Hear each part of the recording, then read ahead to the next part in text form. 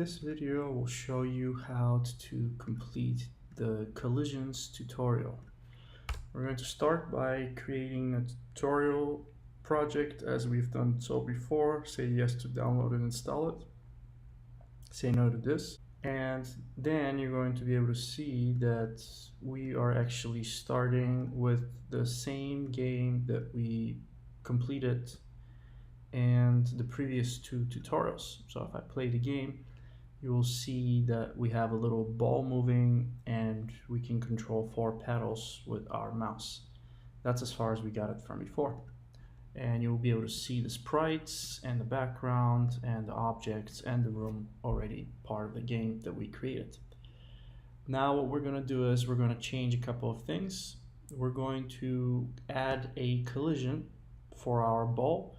So we're going to open the object ball and we're going to add a collision so that if the ball collides with the paddle, what we're going to do is we're going to execute a piece of code, and that piece of code is going to be this right here.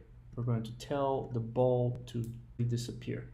I'm going to click on Control, drag and drop the execute code, paste this piece of code in there, save it, and now when we run the game, we should be able to see when the ball collides with our paddle, the ball is going to disappear, like so. Now the next thing we're going to do is, instead of having the ball collide with the paddle and then the ball disappear, we're going to delete the part where the ball is destroyed.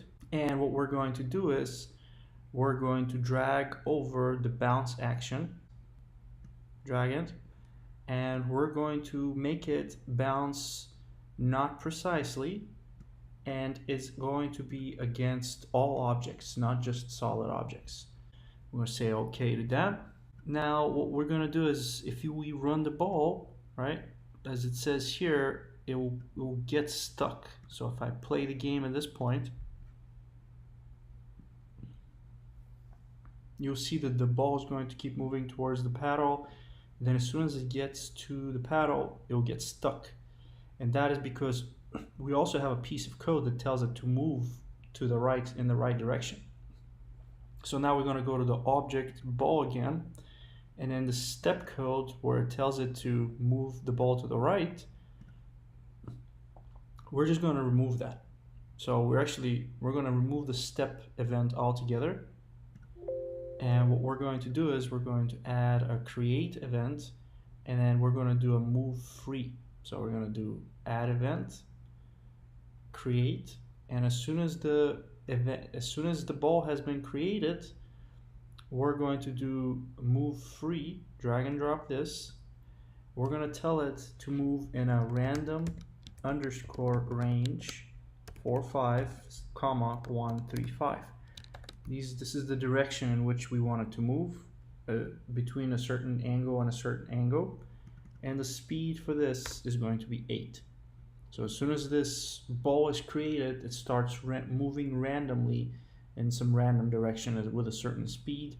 It does not always move to the right as we had it before. So if I have OK on this, and I click OK again, and I play the game one more time, then it behaves more like it should. So now, in addition to this, what I can also do is I can replace this code here that I have. Instead of having it this way, I can also write this code. I can copy this, and I can go to the control, and I can drag and drop this code, and this now is going to do the same thing I did with the other way that I had it with the drag and drop. And the bounce part, what I can do is I can write this code like so. So I'm going to write this piece of code and save it, instead of having it bounce against all objects like so. So I'll just say delete, and then OK to this, and then I run the program one more time to show you that now, even though, right, it might get stuck. Oops. So the game works the same way even though we wrote the code. So this is on page 1 of 2. We're going to page 2 of 2. Now what we're going to do is we're going to add a score to this game.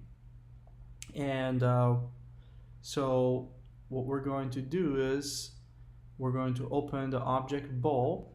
We're going to use the collision with the paddle event. We're going to add a set score action by dragging and dropping this right here.